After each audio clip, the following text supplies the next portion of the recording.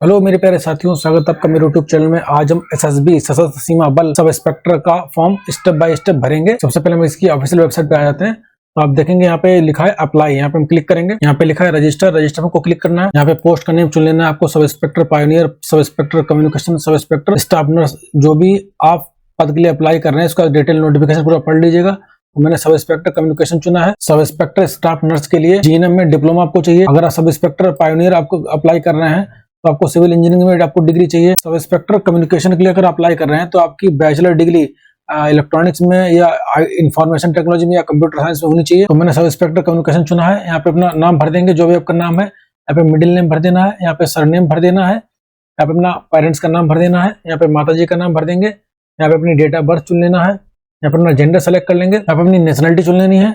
उसके बाद यहाँ पे अपना रिलीजन सेलेक्ट कर लेना, जो भी आपका रिलीजन है। यहाँ पे मैरिटल स्टेटस आप मैरिड है या अनमेरिड है वो आपको चुन लेना है। यहाँ पे अपनी कैटेगरी है, वो कैटेगरी आपको सेलेक्ट कर लेनी है। आप जनरल है, ओबीसी है, ईडब्ल्यूएस है, तो जो भी आपकी कैटेगरी है वो कैटेगरी सेलेक्ट कर लेनी है। कि आप गढ़वाल, कुमायूं, गोरखा, डोगरा या मराठा कम्युनिटी से बिलोंग करते हैं तो इसको ऐसे या नो कर देना है। 1980 से 1989 के बीच में जम्मू कश्मीर में आप रहे हैं, अगर रहे हैं तो उसको ऐसे कर देना, तो नो पे क्लिक कर देना है। कि आप 1984 सिख दंगे के पीड़ित हैं गुजरात के, अगर है तो इसको यस कर देना, तो नो पे क्लिक कर देना है। कि आप एक्स सर्विसमैन है, उसको ऐसे नो कर देना है। कि आपने सेंट्रल गवर्नमेंट के तौर पे 3 साल काम किया है, अगर किया है तो यस कर देना, नहीं तो नो पे क्लिक कर देना है।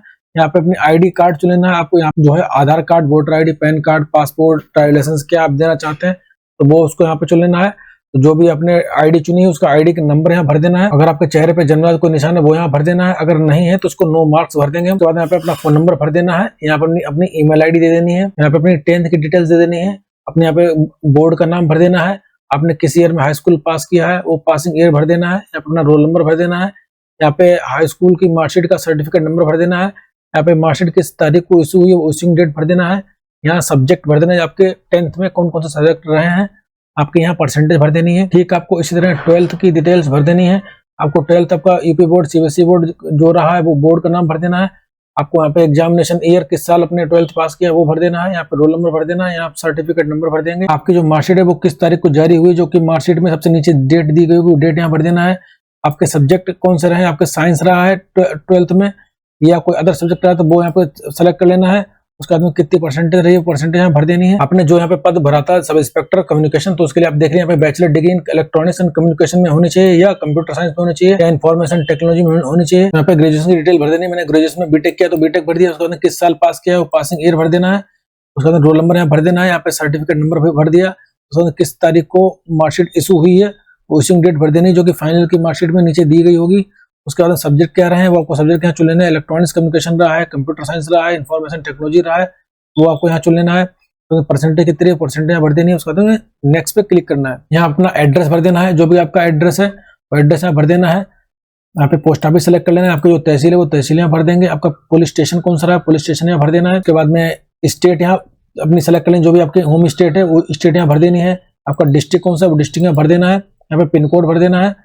अगर आपका प्रेजेंट एड्रेस और करस्पॉन्डेंट एड्रेस दोनों सेम है तो यस कर देंगे, तो ये एड्रेस यहाँ पे कॉपी हो जाएगा। आप यूपीएससी, एसएससी या एसपीएससी किसी एग्जाम द्वारा डी बार किए गए, प्रतिबंधित किए गए तो उसको यस या नो कर देना है। आपके खिलाफ कोई क्रिमिनल केसेस है तो उसको यस या नो कर देना है। आपके खिलाफ कोई एफआईआर हुई है तो उसको यस या नो कर देना है। कि आप कभी डिटेन किए गए, अरेस्ट किए गए तो उसको यस या नो कर देना है। अगर आप इससे पहले किसी कोर्ट द्वारा कन्विक्ट किए गए तो उसको यस या नो कर देना है। आपको किसी गुड बिहेवियर के लिए या बैड बिहेवियर के लिए आपको कन्विक्ट किया गया तो उसको यस या नो कर देना है। यहाँ पे मैंने पासवर्ड के 2 सैंपल दे रखे हैं, कैपिटल ABC@4321, दूसरा सैंपल मैंने इस तरह दे रखा है। आपको कोई भी इस तरीके का सैंपल पासवर्ड बना लेना है। तो जो आप अपना पासवर्ड यहाँ भरिए उस पासवर्ड को यहाँ कंफर्म कर देना है। उसके बाद इनको 2 को सेलेक्ट कर लेना है। उसके बाद में प्रोसीड पे क्लिक कर देंगे तो आप देखेंगे आपका पूरा फॉर्म खुल के आ गया है। यहाँ पे दोनों को टिक कर देना है, यहाँ पे कैप्चा कोड भर देंगे। उसके बाद में सबमिट एप्लीकेशन पे क्लिक करेंगे, यहाँ पे ओके कर देना। यहाँ पे नीचे आएंगे, यहाँ पे अपना प्रोफाइल फोटो अपलोड कर देना है। तो यहाँ पे अपना साइन अपलोड कर देंगे। उसके बाद प्रोसीड पे हमें क्लिक कर देना है। उसके बाद हम पेमेंट वाले पेज पे आते हैं। यहाँ पे लिखा है पे ऑनलाइन, यहाँ पे आपको क्लिक करना है। यहाँ पे आप डेबिट कार्ड या क्रेडिट कार्ड की डिटेल देके आप फीस पेमेंट कर सकते हैं। यहाँ पे नेट बैंकिंग माध्यम से आप फीस पेमेंट कर सकते हैं। तीसरा ऑप्शन दिया गया यूपीआई या यूपीआई वॉलेट, आपको जिस माध्यम से आपको फीस पेमेंट करना है वो कर सकते हैं। मैंने यूपीआई ऑप्शन चुना है तो यूपीआई क्यूआर कोड पे क्लिक करेंगे तो इस क्यूआर कोड को स्कैन करके आप फीस पेमेंट कर पाएंगे। आपका फॉर्म सक्सेसफुली हो जाएगा। आप मेरे चैनल में बने रहिएगा। धन्यवाद। अगर आप मेरे चैनल पर नए हैं तो चैनल को सब्सक्राइब करें।